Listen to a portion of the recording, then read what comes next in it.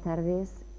Desde la Cátedra de Estudios sobre la Mujer, de nuevo en esta tarde les damos la bienvenida para continuar con las conferencias sobre estas grandes mujeres en la época de Isabel la Católica. En esta tarde está con nosotros Juan Antonio Sánchez. Es licenciado en Geografía e Historia en la sección de Historia del Arte por la Universidad de Salamanca. Es también doctor, en este caso por la Universidad Católica de Ávila, con su tesis Las artes plásticas en Ávila, 1950-1970. Y como subtítulo, la tesis dice así: La Escuela Contemporánea de Ávila. Concretamente es de 2016. Desde 2012 ha trabajado como profesor asociado y contratado doctor en esta universidad, en la Universidad Católica de Ávila, y desde 2017 ha trabajado también como contratado doctor en la Escuela Universitaria de Magisterio Fray Luis de León de Valladolid. Actualmente es miembro de un grupo de investigación de esta universidad, nuestra Universidad Católica de Ávila, Territorio, Historia y Patrimonio Cultural Digital, dirigido por el doctor José Antonio Calvo Gómez. En cuanto a su experiencia profesional, ha colaborado y sigue haciéndolo tanto en instituciones públicas como privadas, y siempre relacionado con aspectos del mundo educativo y también, sobre todo, del patrimonio histórico-artístico. Por ejemplo, ha sido profesor de secundaria en enseñanza pública, responsable educativo de proyectos de arte dependientes de la Junta de Castilla y León, responsable del Departamento de Didáctica y Acción Cultural del Museo de Ávila, y también ha sido guía de exposiciones y yacimientos arqueológicos. Desde 2009 trabaja como asesor e historiador para distintas empresas relacionadas con el campo de la conservación y la restauración, y así ha realizado numerosos estudios histórico-artísticos de bienes tanto muebles como inmuebles, tanto dentro de Castilla y León como en otras comunidades autónomas. Desde marzo de 2018 hasta diciembre de 2019 ha trabajado para el Museo Nacional del Prado como especialista en historia del arte dentro del proyecto denominado Documentación, Análisis, Estudio y Gestión de los Bienes Muebles del legado de la Duquesa de Valencia al Museo Nacional del Prado. Por otra parte, ha dado numerosas conferencias en distintos foros académicos, culturales, centrados en muy diversos aspectos del mundo de las humanidades. Es colaborador habitual de la revista de Arte y Cultura Atticus desde el 2011 y colaborador esporádico de otras revistas de ámbito universitario y cultural. Por otra parte, finalmente, es autor de varios catálogos de exposiciones, de manuales y de capítulos de libros, siempre centrados en el mundo de las ciencias sociales y de las bellas artes. En esta ocasión nos va a hablar de María Dávila como mecenas y promotora de las artes. Juan Antonio. Gracias, como digo, Alejandra, por sus palabras, y a todos ustedes pues por venir, desafiar esta tarde de frío realmente casi siberiano. Efectivamente, vamos a intentar, pues entre todos, hablar de una de las facetas, de las múltiples que tuvo María Dávila, porque yo voy a hablar de María Dávila como mecenas, como promotora de las artes, pero tenía también, otras aristas, otros matices dentro de su vida. De hecho, el estar casada a finales del siglo XV, pues ya era realmente una profesión. Ella estuvo casada, estuvo viuda y además acabó siendo monja. Todas esas cosas eran muy, muy importantes en aquel tiempo, pues para una mujer a caballo entre pues la Baja Edad Media y la Alta Edad Moderna, entre el tardogótico y el protorrenacimiento, y desde luego va a destacar por méritos propios en el mundo de la promoción artística, iniciativas pues, de llevar a cabo obras muy importantes, tanto en la ciudad de Ávila como, fijaos, en la isla de Sicilia, en Catania, en Palermo, en lugares importantes dentro del virreinato de Sicilia. ¿De dónde venía María Dávila? Pues en realidad ella, digamos que desciende de una rama menor de los Dávila, de los señores de Villafranca y Las Navas, de la rama de Esteban Domingo. De hecho, ella va a usar como escudo el escudo de los 13 roeles en un momento determinado, pero su padre, Gil Dávila, no era de la alta nobleza, no era de la alta aristocracia. De hecho, digamos que él pertenecía a esa oligarquía urbana que había medrado, que bueno, se había ido labrando, digamos, una posición por medio del comercio realmente. Su abuelo, Pedro López de Ávila, lo llamaban, en la documentación aparece como el trapero, o sea, que se dedicaba a la compraventa de paños, de telas y a la fabricación de telas. Realmente, su madre, Inés de Zabarcos, venía de ahí, realmente. Luego, estos artesanos, estos comerciantes urbanos van, digamos, a imitar un poco a la nobleza comprando heredades, comprando tierras. Pues, desde luego, Inés de Zabarcos, su madre, compra pues una serie de terrenos dentro de la comarca de la Moraña que luego ella también va a heredar. ¿Cuándo nació? Realmente no lo sabemos, no tenemos ese dato. Algunos historiadores apuntan que puede ser hacia 1441-42, no está claro. Yo más bien creo que nacería pues muy cercana a la propia reina Isabel, allá por el año 1451, más o menos en esas fechas, probablemente por cómo luego se va desarrollando su vida realmente. No es que tengamos ese dato exacto. Pues bien, esta mujer, que como digo, pues no pertenece a la alta nobleza, ni mucho menos, pero justamente esa nobleza local, esa nobleza urbana, esa nobleza nueva, con algunos títulos recién creados. De hecho, luego vamos a ver que emparentará con los Acuña, con los condes de Buendía, que fue un título creado pues en 1465 por el hermano de Isabel la Católica, precisamente. Es decir, que en esa digamos, baja nobleza, en esa nobleza local, es donde se van a apoyar los reyes católicos. Los reyes católicos no son muy amigos de las grandes casas nobiliarias de la Corona de Castilla ni de la Corona de Aragón, realmente, sino más bien en estas otras familias que van adquiriendo una importancia y una posición a través de compras, sobre todo a través de heredades y con unas fuentes de financiación distintas, realmente. Bueno, este pequeño texto del testamento de su tía Sancha Zabarcos lo pongo porque ahí explica de quién era hija de Gil Dávila, que era, como digo, de esa rama menor de los Dávila, de los señores de Villafranca y de Las Navas, que a su vez era hija de Pedro López de Ávila, que era su abuelo. Realmente, esta es un poco el sustrato familiar, pero que vamos a ver que a partir de ahí va a llegar muy lejos realmente doña María en todo este proceso. ¿Cuál fue su educación? Pues tampoco lo sabemos, nos lo podemos imaginar. Debía ser muy similar a la de otras nobles de la corte isabelina, realmente. Fundamentalmente, la educación de una mujer en aquel tiempo estaba en manos de su madre, que era su tutora. En el caso de María Dávila, la vinculación materna es muy evidente. Cuando ella se va a Sicilia muchos años después, en 1489, se va a llevar a su madre con ella. Su madre viajaría a Sicilia y volvería de Sicilia con ella. O sea que esa relación muy personal la tienen. A partir de 1459, su madre ya aparece como viuda, es decir, que su padre Gil Dávila murió en esa fecha, en 1459. Y ahí también vemos ya cómo su madre se va a adelantar un poco a lo que luego será ella, una gran gestora de un patrimonio inmenso. Su madre, Inés de Zabarcos, también va a heredar el patrimonio de su marido y el suyo propio a través de su padre, y lo va a gestionar ella. Y aparecen los documentos como Inés de Zabarcos, ya como una propietaria, como gestora realmente de sus propias tierras. Eso lo va a tener ella.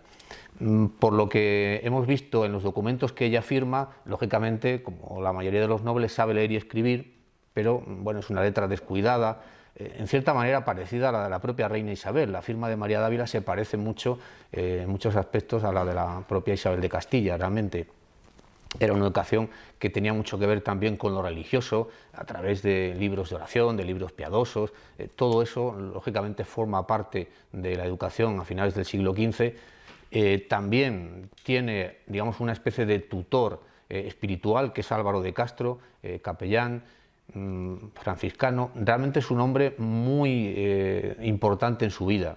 hasta el punto en que lo menciona en distintos documentos, incluso en su testamento pide que las monjas del convento de Santa María de Jesús pues lo tengan siempre presente en sus oraciones por lo mucho que ha hecho por ella, como digo aquí, pues capellán, padre y verdadero amigo en todas mis cosas espirituales y temporales. Sin duda era una especie de tutor que la guía en muchos momentos de su vida y que es, en cierta manera, también coautor del monasterio que se va a levantar después de su muerte, porque será uno de sus albaceas testamentarios. Va a estar muy presente en todo lo que doña María hace. ¿Cuándo aparece doña María públicamente? Pues desgraciadamente cuando enviuda, cuando se queda viuda. Antes pues era invisible, porque en aquel momento si tenías un marido, si tenías un padre o si además tenías luego un hijo, pues prácticamente las mujeres eran invisibles. Sin embargo, no está claro en qué momento se casa nada más y nada menos que con el tesorero y secretario de los Reyes Católicos, Hernán Núñez de Arnalte, uno de los nobles de Ocaña. Ocaña fue una ciudad importante en la vida de Isabel, allí en cierta manera estuvo recluida en un momento determinado cuando estaba realmente pues enfrentada a su hermanastro, Enrique IV, y ahí es donde va a conocer realmente a la familia de los Ocaña, y desde 1465, es decir, ya desde una edad muy temprana, de hecho en un momento determinado, en una carta que escriben los reyes a doña María, pues especifican que el tesorero Hernán Núñez de Arnalte, que trabajaba ya de tesorero, lo dice Isabel, cuando ella era infanta, princesa y luego reina. O sea que desde 1465 ya trabajaba para la reina Isabel, la que sería luego la reina, que primero fue infanta lógicamente y después princesa. O sea que era un hombre de confianza de los reyes, especialmente de la reina de Castilla. En esa política de matrimonios que todos conocemos, que ya se ha explicado aquí en las anteriores conferencias en alguna ocasión, cómo Isabel pues tiene una política de casamientos muy clara, a veces incluso casando a contrarios, jóvenes con mayores, personas de una alta posición social con una posición social menos elevada. Se preocupa realmente de sus damas, se preocupa de pues, esas criadas, en el sentido del término de que las estaba criando en su palacio, para que luego tengan pues un buen casamiento. En el caso de María Dávila, desde luego lo era, casarse con el secretario, con el tesorero, que también, al igual que su familia, de la propia María, forma parte de esa nobleza local, de esa nobleza secundaria en la que se van a apoyar los reyes católicos en la corona de Castilla y en la corona de Aragón, realmente. No sabemos en qué momento se casa, no tiene hijos y en 1479 muere su primer marido, muere Hernán Núñez de Arnalte, y ahí es cuando aparece. Aquí tenemos un documento, pues en este caso de la venta de la dehesa de las Gordillas, que se la vendieron los reyes católicos a María Dávila y a su esposo en ese momento, Hernán Núñez de Arnalte, y es una heredad que todavía cuando muere su marido no están todos los documentos al día y se va a encargar a ella ya personalmente pues de recibir, de tomar posesión, que es como se decía en ese momento, de esa finca, de esa dehesa de las Gordillas, donde además había una fortaleza de la época de Enrique IV, porque tenía allí un pabellón de caza en algunos momentos, pues parece ser que pasaba en esa finca un tiempo para cazar, pues para digamos, despejarse de sus problemas de la corte, que normalmente pues estaba en Segovia en muchas ocasiones.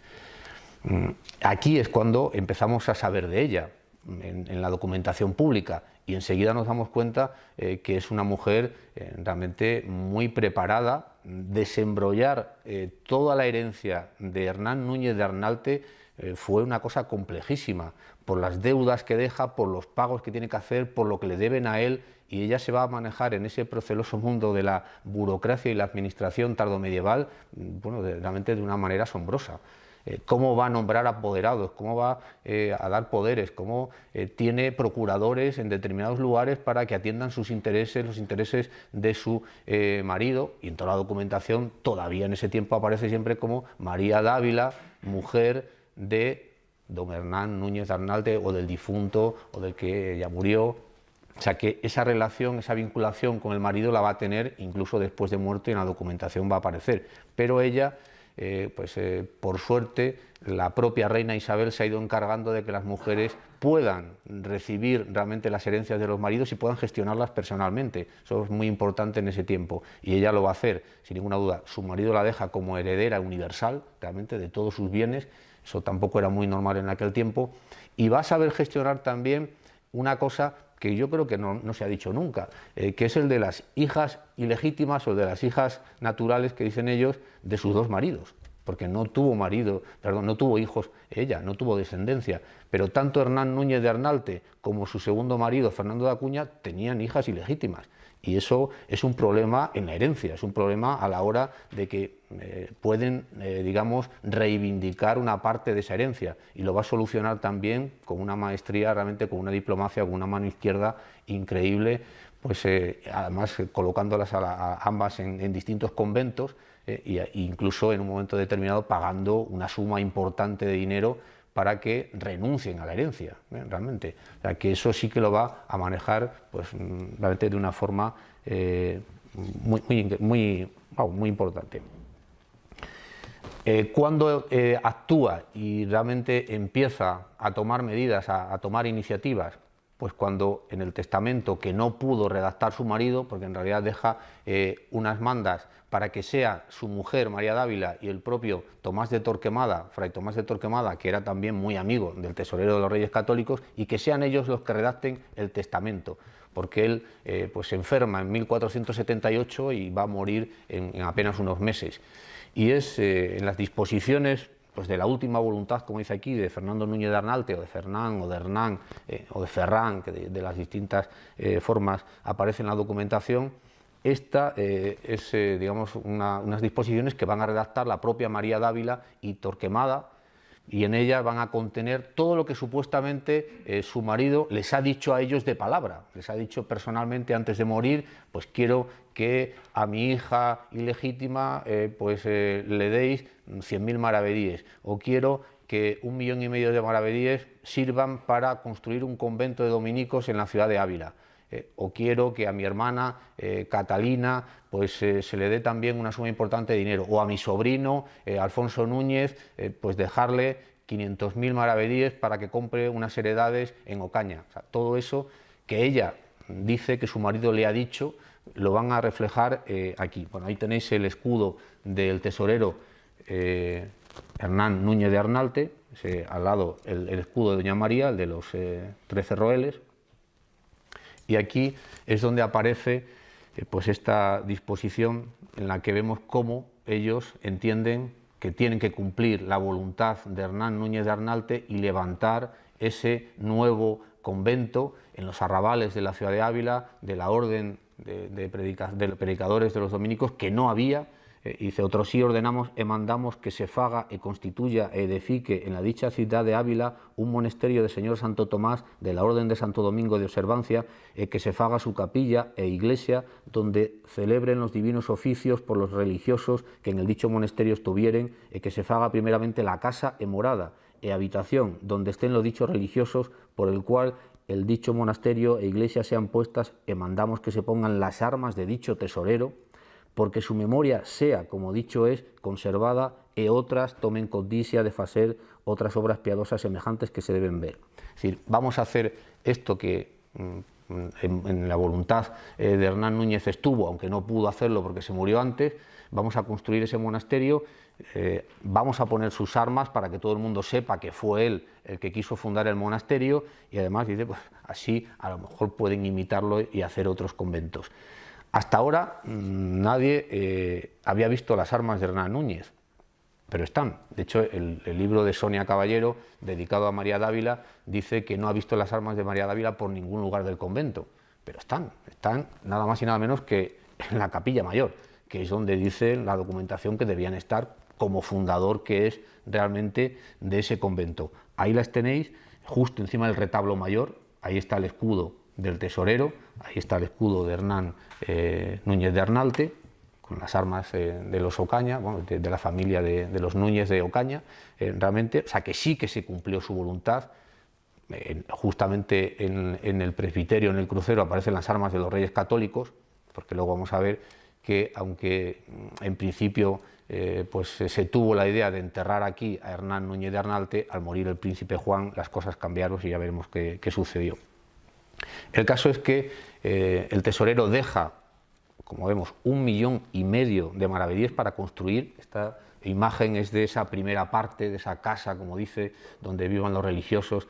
Se va a empezar a construir muy rápido. Ahora vamos a ver un poco el proceso, pero fijaos, deja una cantidad, una suma muy importante para edificar, para empezar a construir ese monasterio de dominicos, nada más que 1 millón. A mayores, la propia doña María, de su patrimonio personal, dona al convento 49.700 maravedíes de juros, de rentas, y 600 fanegas de pan terciado. Eso lo hace ella, es profeso de su propio patrimonio, para el mantenimiento de ese convento, porque claro, una vez que esté construido tiene que vivir de algo, tiene que sobrevivir, y de ahí estos 49.700 maravedíes y las 600 fanegas de pan terciado, que se refiere a trigo, centeno y cebada. El proceso para levantar un convento era harto difícil y harto complejo, no era nada fácil. Requiere un procedimiento, un protocolo realmente importante, y lo primero es pedir licencia al Papa, pedir permiso al Papa. En la bula de Sixto IV, Superna Dispositione, pues ahí el Papa dice, para la fundación de Santo Tomás, le concede esa licencia, dice cómo tienen que hacerla realmente. Se ponen muy pronto tanto Fray Tomás de Torquemada como la propia doña María, que participan ambos y aparecen ambos en los distintos documentos que firman los notarios. Lo que quieren es comprar unas tierras donde levantar el monasterio. Y aquí tenemos esa venta que hizo el canónigo Fernán González de San Juan, a Tomás de Torquemada y a doña María, de unas casas, huertas y prado, dice, entre los caminos de esta ciudad que van a Derradoña, a Navalperal, por 228.500 maravedíes. Esos van a salir de ese 1,5 millones que les ha dejado Hernán Núñez de Arnalte. Realmente, el lugar donde se levantó Santo Tomás es justamente, ese camino que iba a Derradón y Navalperal. En la bula del Papa Sixto IV dice que los jueces apostólicos para construir ese monasterio van a ser el abad del monasterio premonstratense de Santi Spíritus de Ávila, el abad del monasterio del Parral y el arcediano de Segovia. Tanto el arcediano de Segovia como el abad del Parral deciden que solo sea el abad de Santi Spíritus el que se ocupe de todo el proceso, y va a ser Fernando de Ávila, el abad de Santi Spíritus, el que va a admitir la bula y la va a ejecutar. Realmente, seguramente conoceréis los procesos por los que la bula se ponía en las manos, luego se la ponía en la cabeza, todo ese protocolo para aceptar la bula. Dice, bueno, por virtud de la comisión eldada por el Papa Sixto IV, aprobó y dio licencia después de haber expuesto en la catedral durante 3 días un documento en el que se decía que se tenía la intención de levantar un monasterio de la Orden de Predicadores de Santo Domingo, que si alguno tuviera algo en contra, que si realmente lesionaba los intereses de una parroquia, de otro convento, lo que fuere, que podían alegar, realmente que podían protestar. Eso se hizo. Bueno, una vez que todo el proceso estaba completo, Fernando da licencia a Fray Tomás de Torquemada y a doña María para construir el monasterio. El 5 de marzo de 1482, no estuvieron entreteniéndose, en abril ya estaban iniciadas las obras. Es decir, un mes después, Torquemada y doña María habían puesto ya en funcionamiento ese dinero que estaba reservado para ello, y se ponen a trabajar. Solo faltaba que la propia orden de dominicos aceptara ese convento, realmente, y se va a producir en ese mismo año de 1482, cuando la orden reunió el capítulo general en Piedrahíta, y fue el propio Fray Tomás de Torquemada el que se persona en ese capítulo y pide a la orden que acepte el convento, y esta es la aceptación que hizo la orden de Santo Domingo en su capítulo, que se celebró en Piedrahíta, e incorporación a ella del convento de Santo Tomás de Ávila, que a la sazón se fundan los bienes de Núñez Arnalte, a instancia de la señora doña María Dávila, su mujer, y el reverendo padre Fray Tomás de Torquemada, y ahí es donde la orden le dio plenos poderes a Fray Tomás de Torquemada para que hiciera el convento tal y como él entendiera que debía hacerse, realmente a su libre disposición, con el dinero, con los juros también de doña María, y con todo lo que se había puesto sobre la mesa para construir dicho convento. ¿Va a estar Torquemada presente en la construcción? Esporádicamente, porque va a nombrar inmediatamente primero a Fray Andrés de Burgos y luego a Fray Alonso de Balisa, que es el subprior del convento de Santa Cruz de Segovia, es el que va a convertirse en el primer prior de Santo Tomás, de facto, realmente es el que va a estar presente en las obras, el que va a estar presente en los pagos, el que va a estar vigilando que las cosas se lleven a buen término.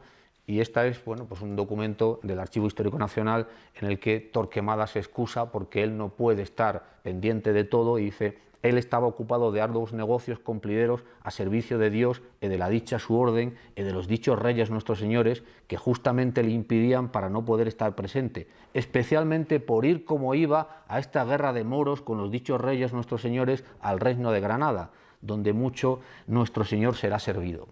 Ya veis que Torquemada pues tiene otras ocupaciones realmente y decide irse con los reyes, que cree que lo necesitan más.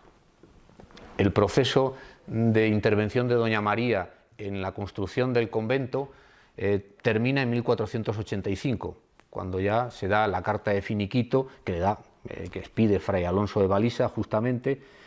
Dice: en su nombre a doña María Dávila, de las 600 fanegas de pan de renta de los lugares de Cantiveros, Bernúyez, Zapardiel y Muñoz Sancho, que son heredades de esos juros de doña María, y los 49.700 maravedíes para la renta de dicho convento, y del cuento y medio, es decir, del 1,5 millones de maravedíes para la edificación de dicho convento. Con esto termina su relación en cuanto a lo dejado, en cuanto al dinero, en cuanto a la herencia que ha dejado Hernán Núñez de Arnalte. Nunca terminó su colaboración. Se sabe que luego va a regalar distintos ornamentos para el convento, e incluso en su testamento deja bien claro que de toda su herencia que le deja al convento de Santa María de Jesús, a las Gordillas, de ahí también que lo tengan en cuenta el convento de Santo Tomás, y que en cualquier momento que se necesite puedan realmente ayudar a Santo Tomás. O sea, ella la tiene presente, incluso porque dice que fui yo la primera que lo principié, que lo comenzó realmente.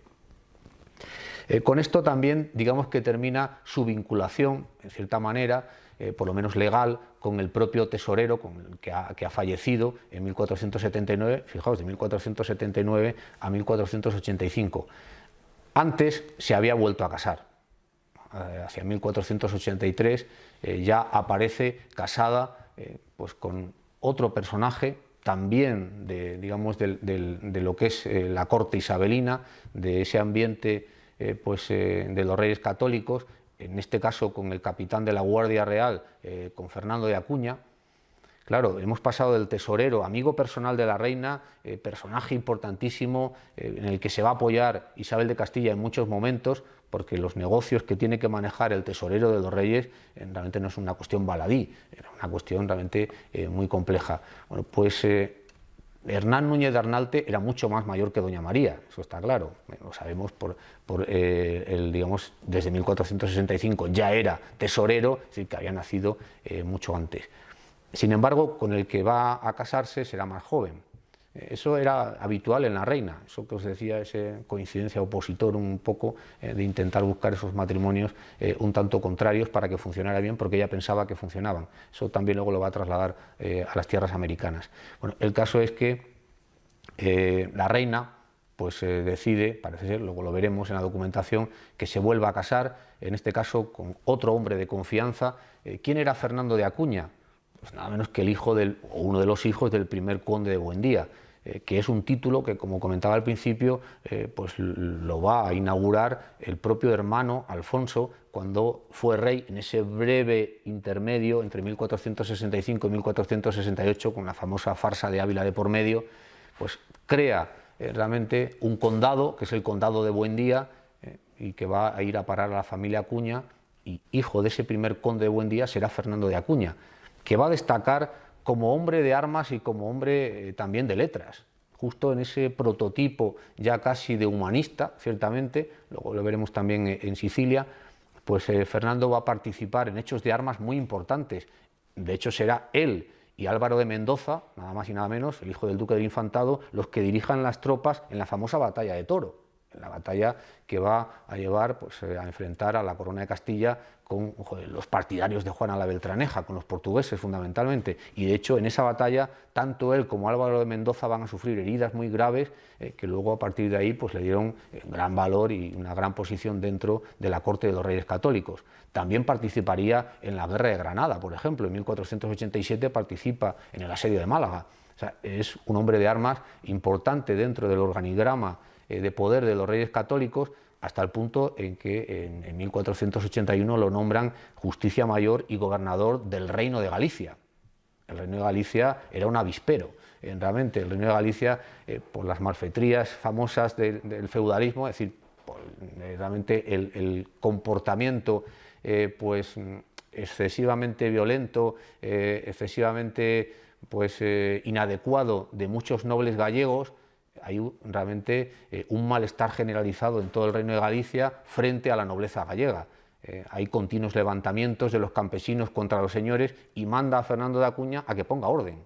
Estuvo 2 años y realmente puso orden, hasta el punto de colgar a Pardo de Cela, que era uno de los nobles más importantes, enfrentarse a Alonso de Fonseca, al arzobispo de Santiago. O sea, realmente se llevó las tropas y puso orden hasta el punto de llegar a tener hechos de armas importantes para lograr esa estabilidad que tanto buscaban los reyes católicos realmente.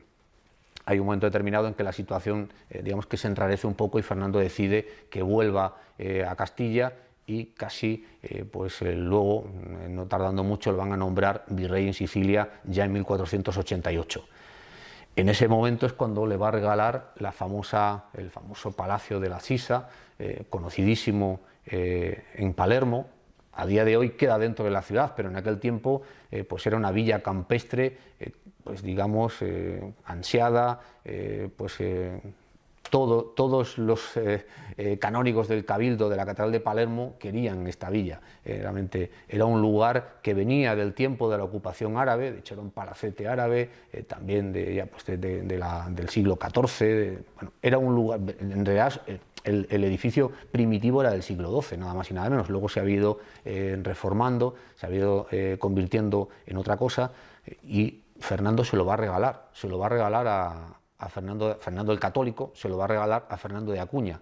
Luego veremos cómo doña María va a manejar también el gran patrimonio de Fernando de Acuña, incluido el patrimonio siciliano, entre el que estaba la Sisa, que la va a alquilar primero a un canónigo, a Jacobo Falconibus, luego se la quiere comprar, cuando se la va a comprar se muere y luego tiene ahí un proceso importante también, pero fijaos realmente qué mujer tan resuelta, qué mujer tan enérgica para hacer todo este tipo de negocios, incluso en un lugar tan lejano como era Sicilia, realmente. Bueno, pues esta es la Sisa famosa que regaló Fernando el Católico, que además tenía un olivar inmenso que acompañaba, o sea, era un terreno importantísimo dentro de lo que era pues Palermo. Ahí tenéis el escudo de los Acuña, este es el escudo de don Fernando de Acuña, de los que va a usar la familia Acuña realmente, y un comentario, en este caso de un italiano que nació luego, más tarde que él, bueno, casi nació a la par que moría don Fernando, pero la fama de Fernando de Acuña quedó en Sicilia por muchos años realmente, y pues Francisco Marmólico escribió esto sobre él, que decía: en las costumbres Catón, César en el corazón, hablando realmente de su austeridad como persona, digamos, pero a la hora de enfrentar los conflictos, pues era un César, realmente era un líder, era un capitán de la guardia de los reyes católicos. Bueno, pues también se va a morir muy pronto este segundo marido de doña María, Fernando de Acuña, y él va a dejar en su testamento que quiere que lo entierren en la Catedral de Catania, en Sicilia. Las dos ciudades en ese momento importantes son Catalia, Sicilia, también Mesina, por supuesto. Ahí en ese tiempo, bueno, entre 1488 que llega Fernando de Acuña y 1494 que va a morir, es un momento de esplendor en Sicilia. En ese tiempo estaba de arzobispo también de Palermo y de Catania Alonso Carrillo de Albornoz, o sea, el famoso obispo que luego fue obispo de Ávila también.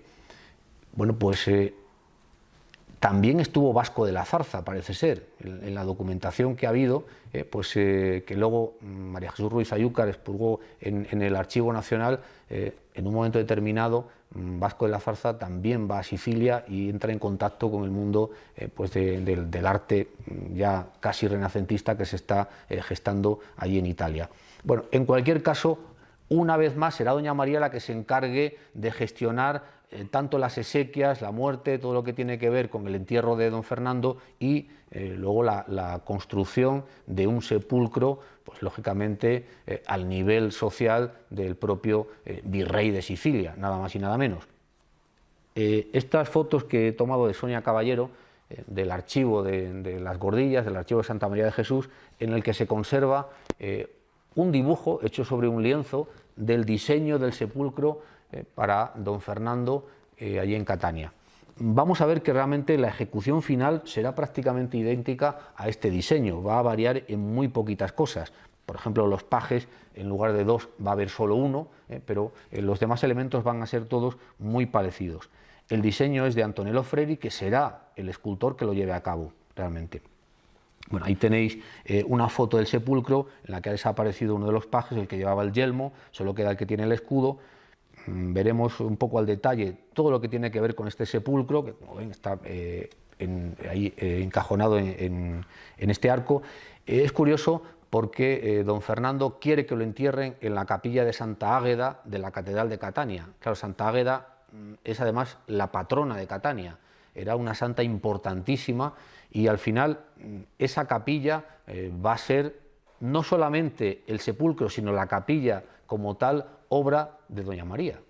Incluso si leemos esta inscripción en latín que está en el sepulcro, dice Hoc opus sepulcrum, bueno, este es el sepulcro del ilustrísimo Fernando de Acuña, virrey de Sicilia, que mandó a hacer su mujer, su carísima mujer, su queridísima mujer, doña María de Ávila, pues en el año 1495, opus Antoni de Freri Mesenensis, que dice Hoc opus sepulcrum, dice, esta obra y este sepulcro, realmente, esta obra y este sepulcro, es decir, esta capilla y este sepulcro, lo va a hacer ella, lo va a pagar ella, lógicamente, lo va a sufragar ella, va a ser la mecenas, va a ser la promotora de esa capilla, donde además estaba el tesoro de Santa Águeda, y que, bueno, después del terremoto de 1690, que dejó Catania prácticamente en ruinas, de lo poco que se salvó en la Catedral de Catania fue la capilla de Santa Águeda, milagrosamente, con lo cual el sepulcro prácticamente está intacto.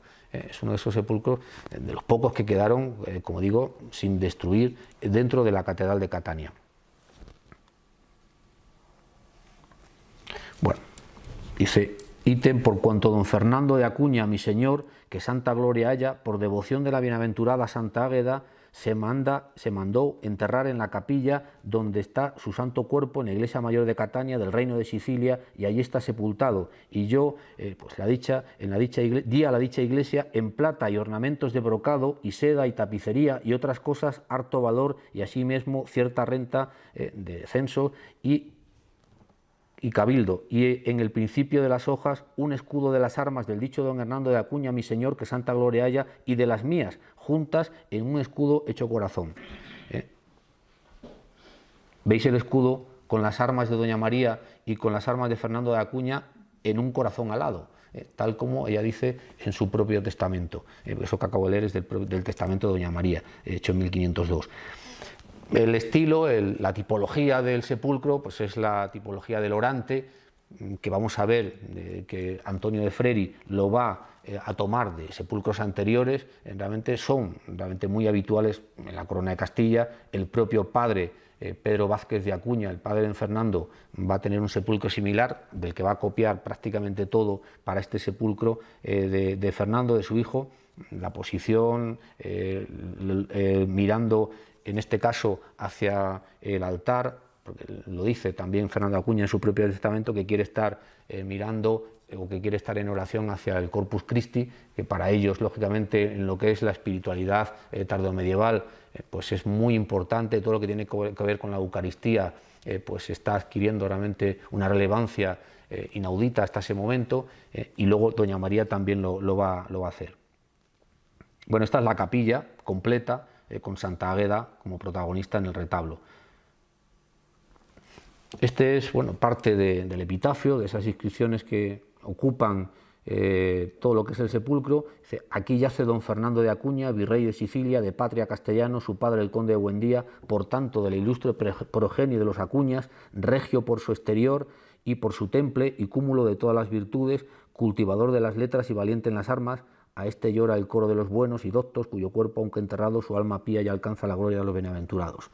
Eso lo dice aquí en la inscripción en latín, este sepulcro que está sobre esas patas de león, tan habitual. A veces hay cabezas de león, a veces hay garras de león. Los leones siempre tienen, digamos, un sentido simbólico de la resurrección, porque se tenía la creencia de que los leones resucitaban a los cachorros que morían, les echaban el aliento y parece ser que resucitaban. Entonces había realmente hay una relación entre la resurrección y lo que tenía que ver con los leones, además de ser lógicamente vigilantes de esos sepulcros, ya desde prácticamente las civilizaciones antiguas. Además, dentro de todas las inscripciones que tiene este sepulcro, hay una que termina en castellano, tal y como lo veis ahí, se ve ahí detrás, justamente, detrás de la cabeza, dice: del buen don Fernando de Acuña Virrey, es este sepulcro y clara memoria que tanto sirvió a Dios y a su rey, por donde fue digno de fama y de gloria. Esto parecen unos versos que el propio don Fernando era poeta. Parece ser que en las fiestas cortesanas gustaba de recitar poemas, incluso todavía en el cancionero de general que se edita en Valencia en 1511, hay 2 poemas de don Fernando de Acuña.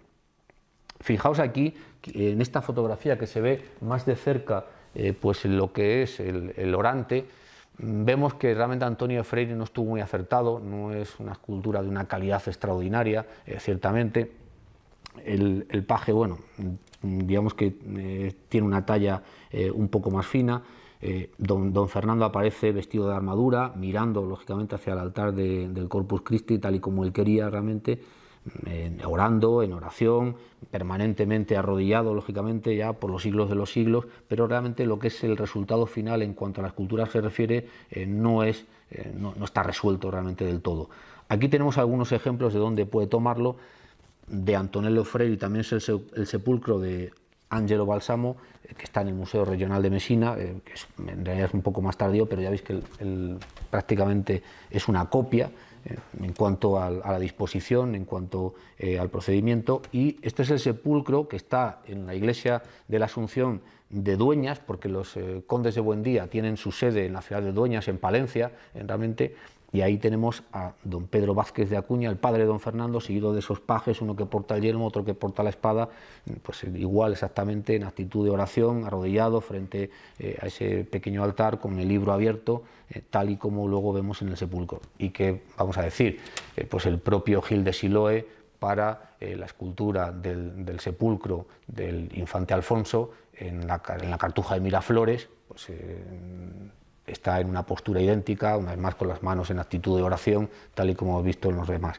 Pues claro, con ese estilo tan característico de Gil de Siloé, tan detallista, con todos esos brocados de la ropa, con esa ropa principesca, lógicamente. Pero fijaos la cara, nos recuerda mucho a la del propio don Fernando de Acuña.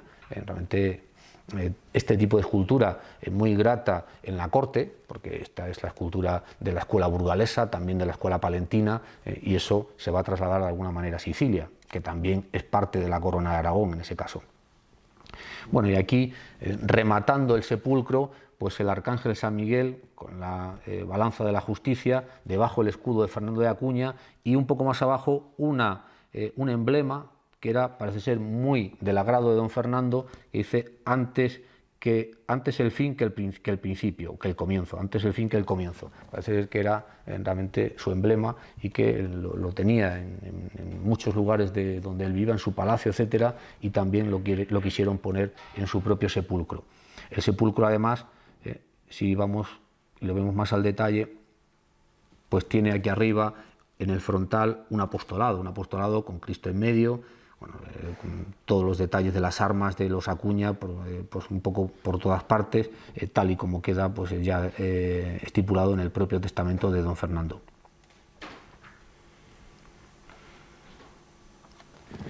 ¿Acabó ahí, digamos, la tarea de doña María en Sicilia? No, realmente eso fue quizá la obra más conocida, la más importante, tanto el sepulcro como la capilla de Santa Águeda en la Catedral de Catania, pero realmente su vinculación con Sicilia, don Fernando muere en 1494 y hasta 1496 a finales no va a volver, o sea que va a estar 2 años todavía ella en Sicilia ocupándose de gestionar el patrimonio heredado de su segundo marido. Además, hay una orden del rey Fernando que dice que todo lo relativo a Fernando de Acuña tiene que quedar parado, va a estar intervenido, no va a poder disponer del dinero, etcétera, hasta que no se aclaren las cuentas, porque hay un personaje, el conde de Espes, que realmente estaba enfrentado con don Fernando, aunque Fernando de Acuña fue muy popular en Sicilia, hasta el punto que el Parlamento siciliano pidió que Fernando el Católico le prorrogara el virreinato. El virreinato duraba 3 años oficialmente, y el Parlamento siciliano pidió otros 3 años para Fernando de Acuña. O sea, que realmente fue un hombre muy popular, excepto este personaje que os comento, que había sido anteriormente virrey y realmente un hombre muy discutido. Bueno, pues aquí tenemos otra de las obras en las que intervinieron tanto la memoria de don Fernando como la propia María Dávila. Doña María, viuda y heredera del virrey don Fernando de Acuña, nombra procurador para vender, fijaos, la licencia que tiene para sacar del reino de Sicilia 300 vacas libres de cargas y tributos, y ese dinero, de la cantidad obtenida, 2/3 partes deben entregarse a Francisco de Momón para que las aplique a la construcción de la capilla mayor de la iglesia de Santa María de Jesús, en la ciudad de Catania, que tenía intención de edificar su marido, que ya tenía intención de edificar su marido. Va a ser una vez más un convento franciscano.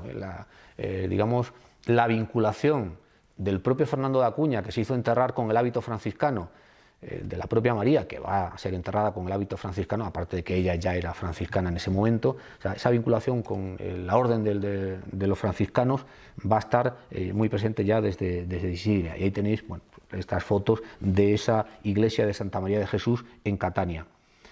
Y a mayores, pues fijaos, otras donaciones. Dice, el 6 de julio del 95, el Cabildo de la Catedral de Catania acepta la fundación y dotación de la capellanía, esto es lo de la capilla de Santa Águeda.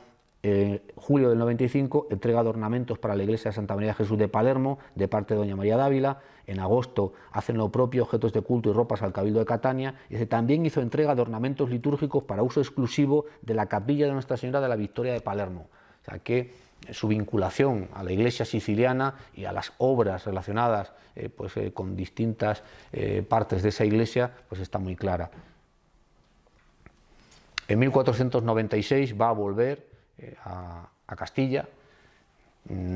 Evidentemente ella tiene ya muy claro en Sicilia que no quiere volver a casarse, eso ya lo ha decidido.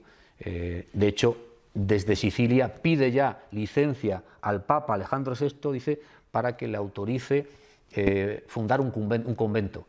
Lo que le va a decir el Papa es que primero debe conocer la vida religiosa, que tiene que imbuirse de cómo funciona un convento, tiene que conocerlo desde dentro, y que por eso le autoriza a que vaya al convento de Nuestra Señora de la Consolación de Calabazanos, un convento también de las franciscanas, y ahí, de la Orden de Santa Clara, y ahí es donde doña María va a estar desde 1496-97 hasta 1502-3, finalmente hasta 1504, que es cuando llegará a la finca de las Gordillas con su nuevo convento.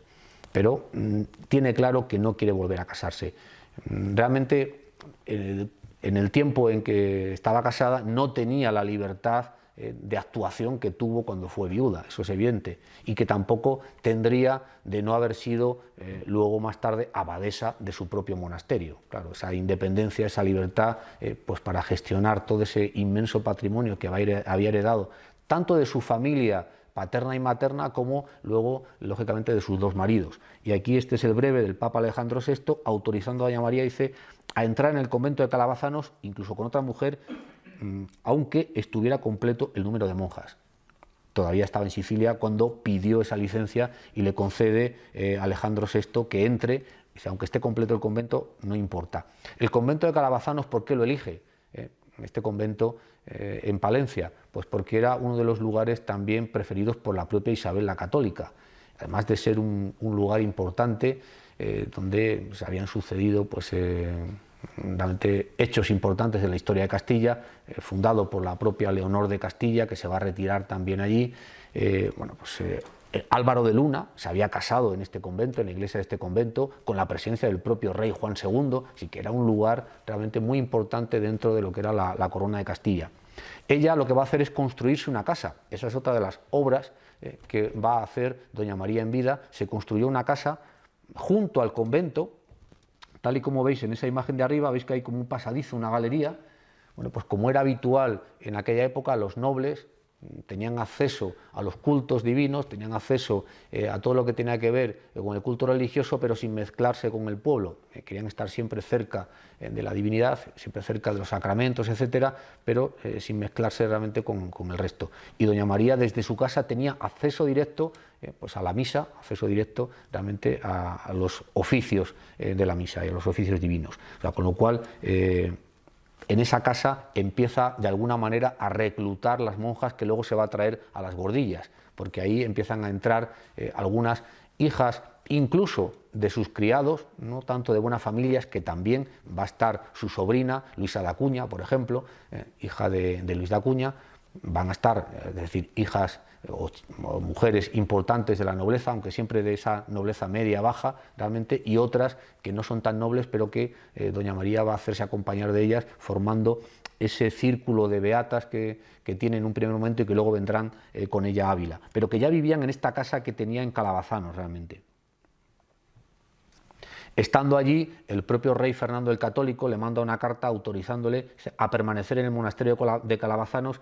En este está claro que han hablado y le ha dicho que ya no va a volver a casarse, lógicamente, hasta que funde el suyo en Ávila, en tanto que hacéis un monasterio en Ávila.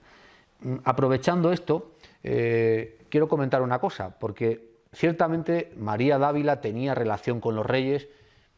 En el libro de la fundación de las Gordillas, pues dice claramente que dice: tuvieron los reyes católicos particular amor a doña María de Ávila, y en especial la reina Isabel, que la favoreció mucho, y por haber enviudado de poca edad y por el amor que la tenía, gustó que se tornase a casar y trazó el casamiento con el capitán Fernando de Acuña. Esto dice en el libro de las fundaciones.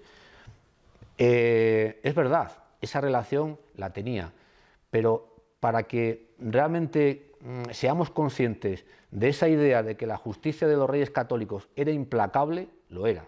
Fuera con doña María o fuera con el arzobispo de Toledo.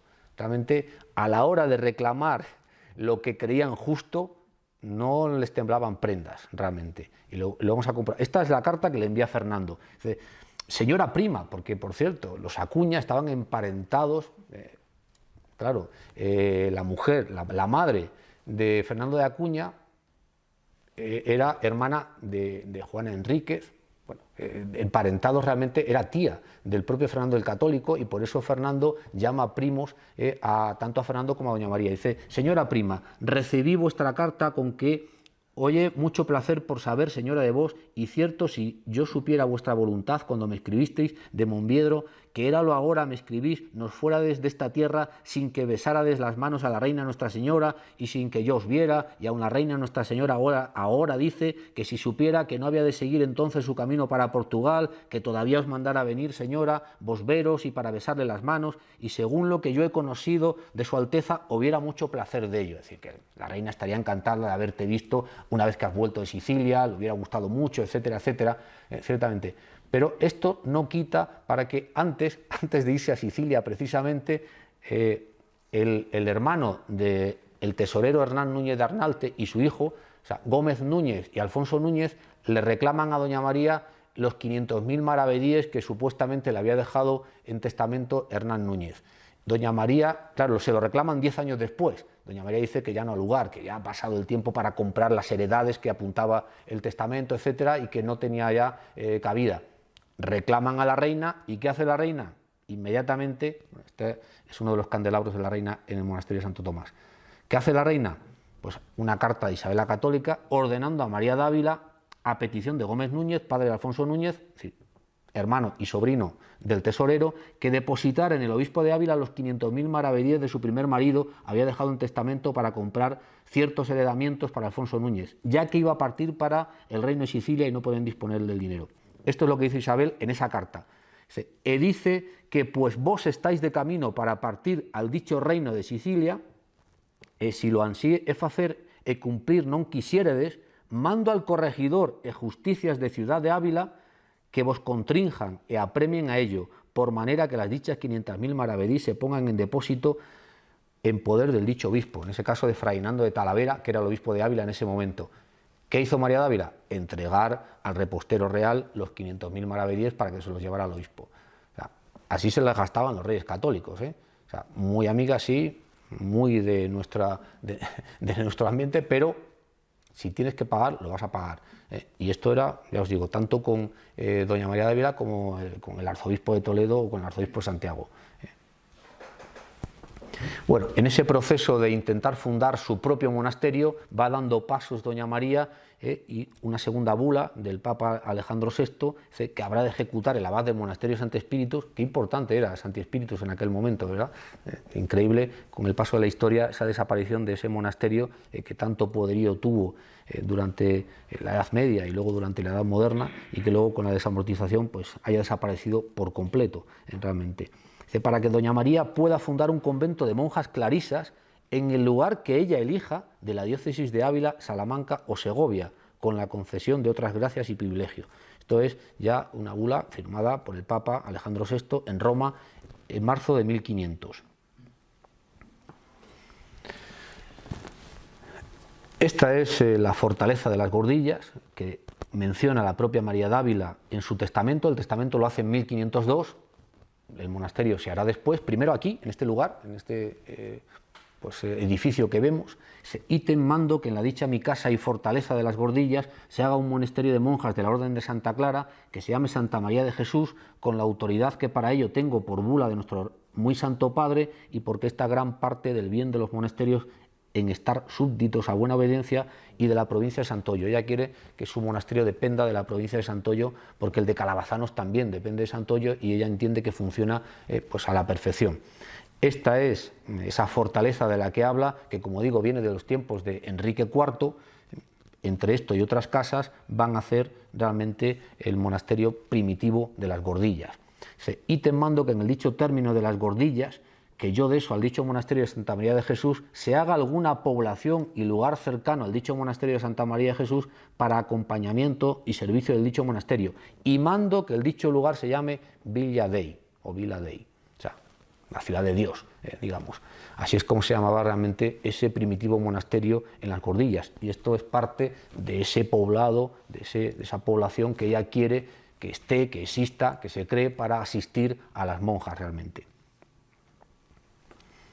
Bueno, finalmente, a dar orden y aparejar la casa y edificar lo que faltase para la vivienda de las religiosas, e hízose con tanta diligencia que con lo que la casa tenía edificado, ese torreón que hemos visto y poco más, y con lo que se añadió, se pudo venir a tomar la posesión al fin del año siguiente de 503 y principios del 504, que fue cuando se vino ella en fin de febrero de 1504. En 1504, doña María de Ávila y esas 12 monjas que están en Calabazanos, en Palencia, se vienen a este monasterio que ya ha enviado como adelantado, digamos, a Álvaro de Castro, ese capellán amigo suyo, para que se encargue de las obras, para que se encargue de adecentar todo este lugar y que puedan venir tanto ella como sus monjas.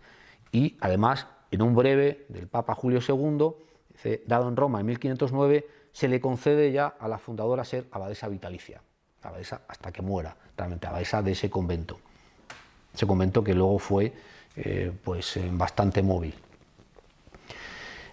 Antes realmente de todo esto también dejó doña María digamos otras huellas, otras improntas en la ciudad de Ávila, distintas a ese monasterio de Santa María de Jesús, porque tal y como era propio de las damas de la época, la piedad y la caridad estaba realmente en su agenda cotidiana.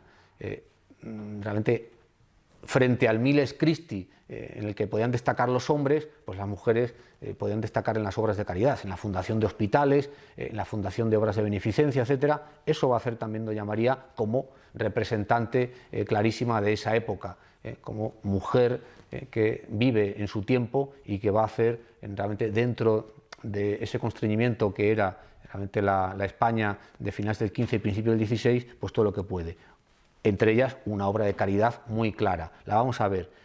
Para lo cual mando que en las dichas casas en que vivíamos, vivía aquí, con Fernando de Acuña y con Núñez de Arnalte, vivían en el Palacio de los Velada. Realmente ahí es donde vivía doña María, aunque tenían otras casas por la ciudad, lógicamente, pero aquí es donde vivía, y lo dice bien claro en su testamento, dice: se haga desde el cantón de la otra parte de la torre que va hacia la iglesia mayor, hacia la catedral, lógicamente, hasta donde bastare, tomando el cuarto de sobre la puerta y del otro que la atraviesa, que junta con él lo que para ello fuere menester. ¿Qué es lo que quiere hacer aquí doña María en esta casa de los Velada?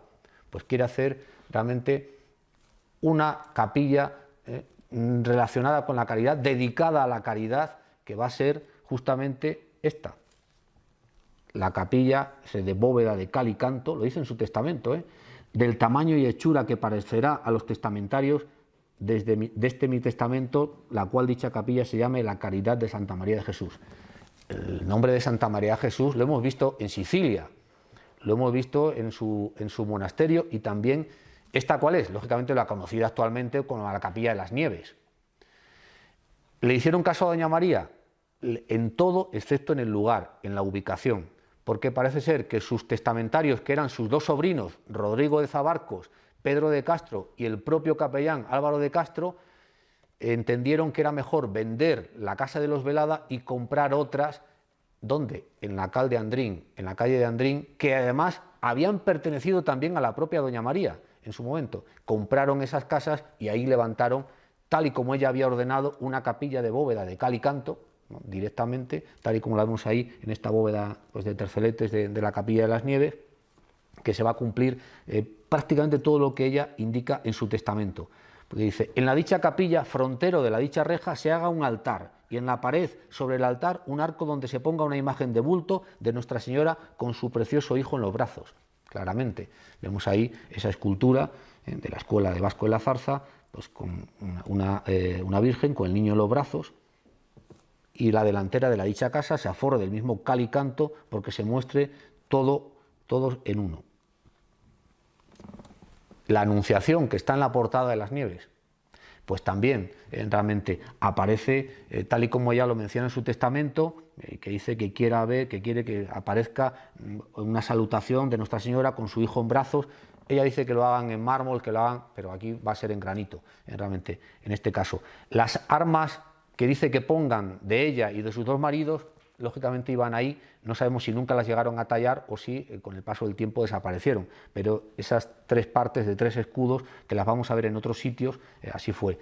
Otra vez el tema de la salutación, de la anunciación, en esta vidriera, pues que está en el interior de la capilla, también de finales del 15, principio del 16, realmente, dice la Anunciación: 200 fanegas de trigo a personas necesitadas y menesterosas, porque ella va a dejar una renta permanente para esta capilla, para que todos los años, el día de la Anunciación, se reparta, dice, entre las personas más necesitadas, dice, sin que tenga que ver la amistad ni la enemistad, sino para aquel que lo necesite. Y además manda poner dos arcas, una en la que puedan introducir los pobres o la gente que necesite algo, que especifique qué necesidades tiene, y que tanto la abadesa del monasterio de las Gordillas como un canónigo del cabildo, al que nombre el deán, se puedan ocupar de repartir todos los años esas 200 fanegas. Incluso dice: poned otro arca para que todo aquel que quiera hacer donaciones también las pueda hacer y que se repartan luego en esta capilla.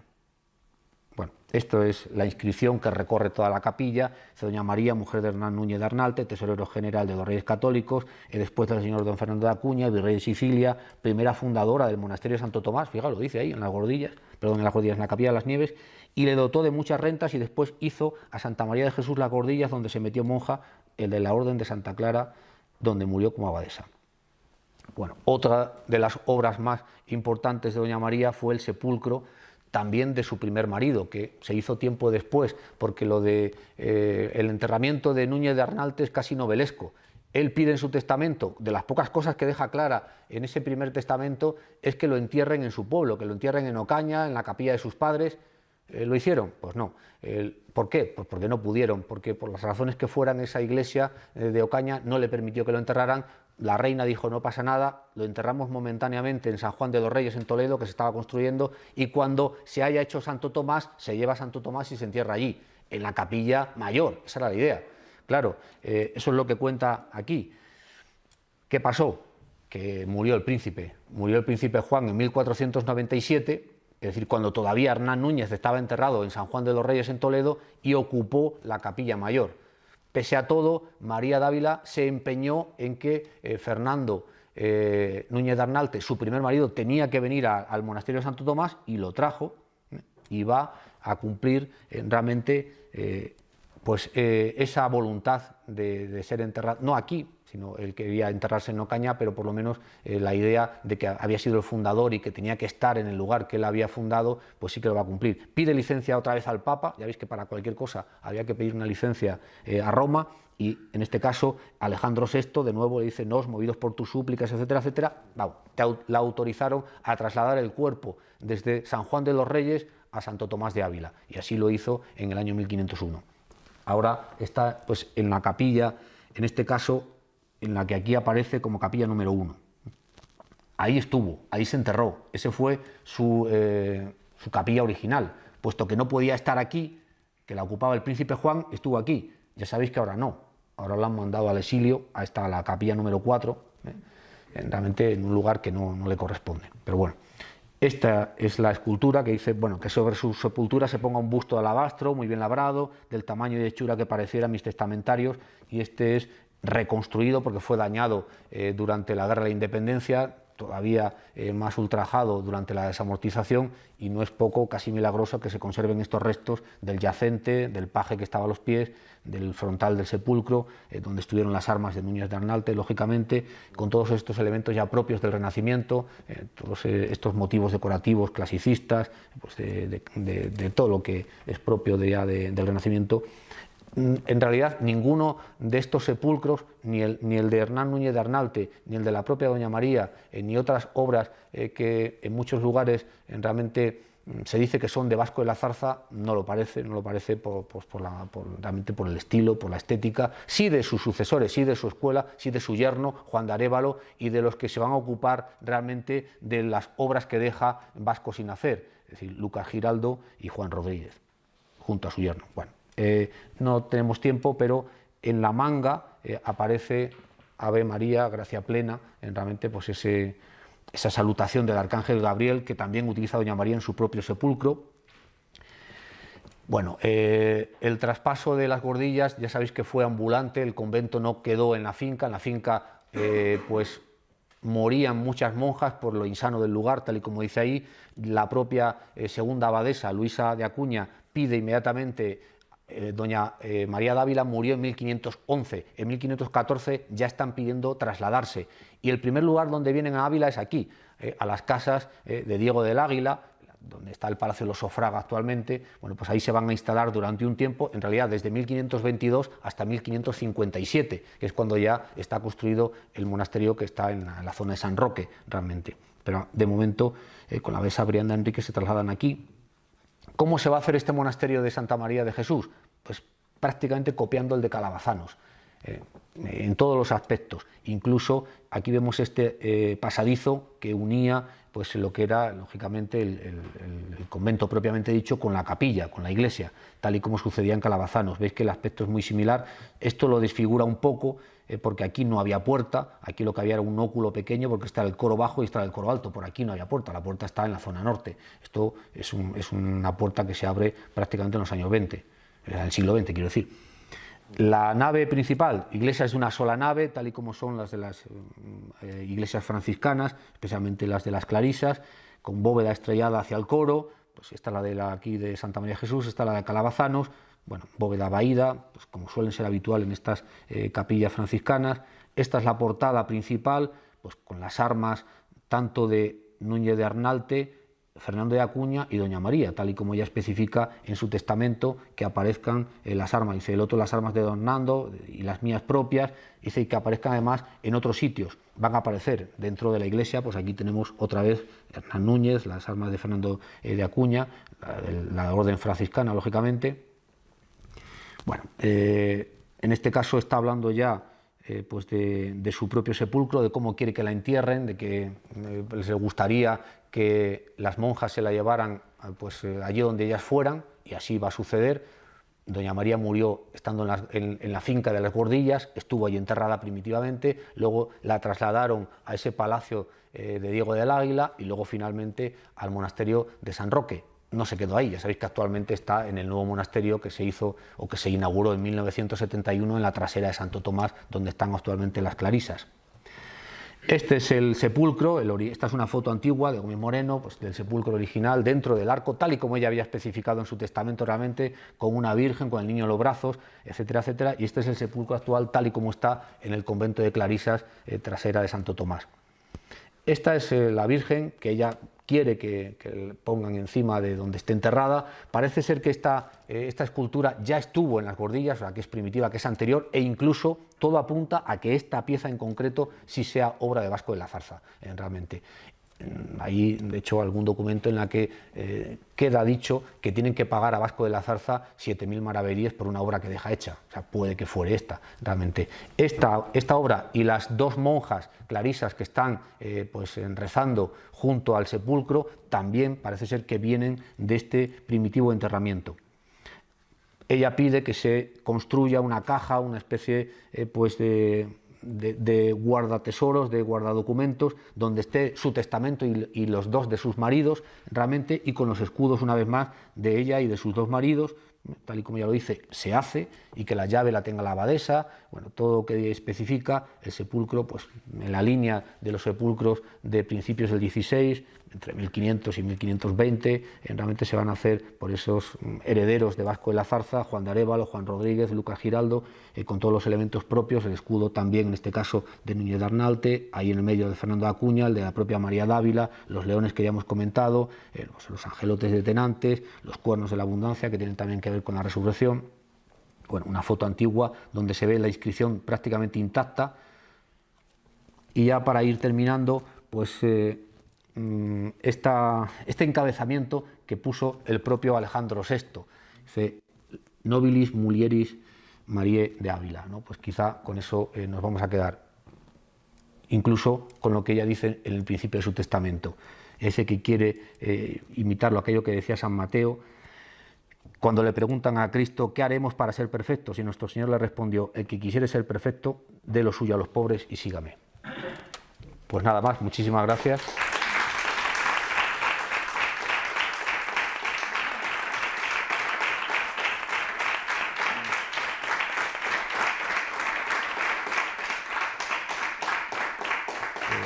Siento mucho haberme extendido tanto, me he pasado un poco del tiempo.